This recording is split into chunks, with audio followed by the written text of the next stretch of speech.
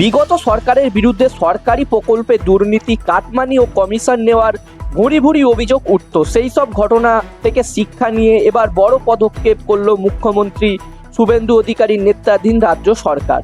সরকারি কেনাকাটায় স্বচ্ছতা ও নিরপেক্ষতা নিশ্চিত করতে রাজ্যের সমস্ত দপ্তরে কেন্দ্রীয় ভিজিল্যান্স কমিশন এর নির্দেশিকা বাধ্যতামূলক করল সরকার। চলতি সপ্তাহে অর্থ দপ্তরের তরফে জারি হয়েছে একটি নির্দেশিকায় এই সিদ্ধান্তের কথা জানানো হয়েছে।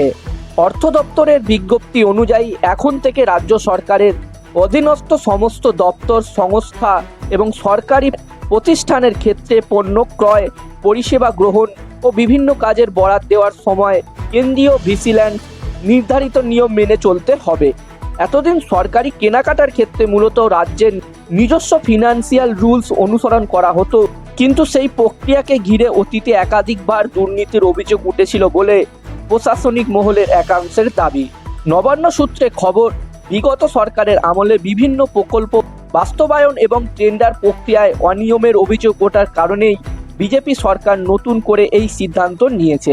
প্রশাসনের মতে সিবিসির নির্দেশিকা কার্যকর হলে সরকারি কেনাকাটায় স্বচ্ছতা বাড়বে এবং পক্ষপাতিত্ব বা কমিশন নেওয়ার মতো অভিযোগ অনেকটাই কমবে। রাজ্যের অর্থ সচিব প্রভাত মিশ্রের স্বাক্ষর করা বিজ্ঞপ্তিতে স্পষ্ট বলা হয়েছে, বিদ্যমান আর্থিক ও বিধির পাশাপাশি সিবিসির সমস্ত নির্দেশিকাও বাধ্যতামূলকভাবে অনুসরণ করতে হবে। শুধু তাই নয়, নির্দেশিকাটি অবিলম্বে কার্যকর করার জন্য সব দপ্তরকে প্রয়োজনীয় পদক্ষেপ করার নির্দেশ দেওয়া হয়েছে।